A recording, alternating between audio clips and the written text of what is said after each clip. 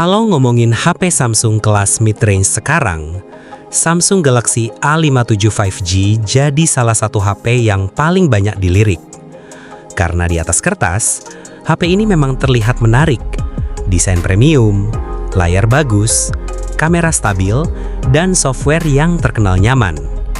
Tapi pertanyaannya sekarang, bagaimana setelah dipakai beberapa minggu atau bahkan beberapa bulan?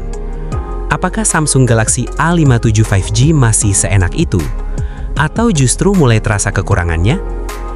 Di video ini, kita bakal bahas kelebihan dan kekurangan Samsung Galaxy A57 5G setelah penggunaan, mulai dari performa, kamera, baterai, software, sampai pengalaman sehari-hari. Jadi pastikan kamu simak sampai akhir. Dan kalau kamu tertarik sama HP ini, langsung cek link di deskripsi sekarang juga untuk lihat harga terbaru dan promo yang mungkin sedang ada. Sekarang kita mulai dari kelebihannya dulu. Dan kelebihan pertama yang paling terasa adalah layarnya. Samsung Galaxy A57 5G menggunakan layar Super AMOLED 120Hz. Dan jujur, setelah dipakai beberapa waktu, layarnya tetap jadi salah satu bagian terbaik dari HP ini.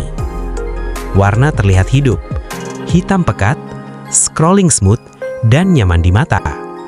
Dipakai nonton YouTube, Netflix, TikTok, atau scrolling media sosial, semuanya terasa enak. Brightness-nya juga tinggi, jadi saat dipakai di luar ruangan, layarnya masih jelas.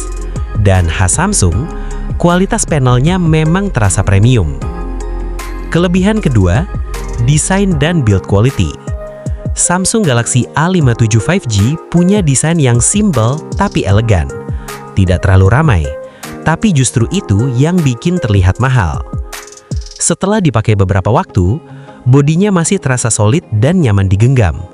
Frame-nya terasa kokoh, dan finishingnya terasa rapi khas Samsung. Yang paling penting, HP ini sudah punya sertifikasi IP68 tahan air dan debu. Ini salah satu fitur yang sangat berguna untuk penggunaan jangka panjang. Karena saat terkena hujan atau cipratan air, rasanya jadi lebih tenang. Kelebihan berikutnya, software. Dan ini alasan kenapa banyak orang tetap nyaman pakai Samsung. Galaxy A57 5G menggunakan One UI yang terkenal clean dan stabil. Setelah dipakai lama, pengalaman penggunaannya terasa matang, jarang bug, jarang lag aneh, dan animasi terasa smooth. Samsung juga terkenal rajin kasih update Android dan security. Jadi untuk penggunaan jangka panjang, HP ini terasa lebih aman dan lebih awet. Kelebihan berikutnya, kamera. Dan ini alasan kenapa Samsung memang terkenal konsisten soal kamera. Dan itu terasa di Galaxy A57 5G. Untuk foto siang hari, detail bagus, warna cerah, dynamic range rapi. Hasilnya langsung enak dilihat. Untuk video juga stabil, cocok buat TikTok, Instagram, Story, konten harian. Kamera depannya juga bagus untuk selfie dan video call.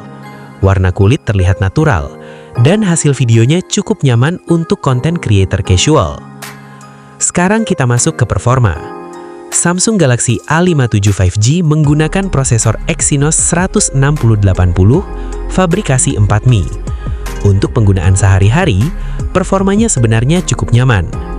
Dipakai untuk chatting, browsing, streaming, media sosial, multitasking, atau editing ringan masih terasa lancar.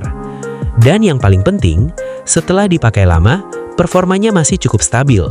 Tidak cepat drop seperti beberapa HP yang terlalu fokus performa tinggi di awal. Sekarang kita masuk ke baterai.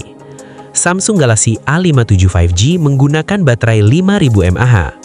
Dan setelah dipakai beberapa waktu, daya tahan baterainya cukup bagus. Untuk penggunaan normal seperti scrolling, nonton, chatting, media sosial, masih aman dipakai seharian. Apalagi chipset Exynos terbaru ini cukup hemat daya, jadi konsumsi baterainya terasa stabil. Sekarang kita masuk ke kekurangannya. Dan kekurangan pertama, charging. Jujur saja, Samsung masih kalah cepat dibanding brand Cina. Saat brand lain sudah banyak yang pakai 80 watt, 100 watt, 120 watt, Samsung masih bermain lebih aman. Jadi saat charging, waktunya memang terasa lebih lama dibanding beberapa kompetitor. Kekurangan berikutnya, performa gaming. Walaupun cukup nyaman untuk gaming, Samsung Galaxy A57 5G bukan HP gaming.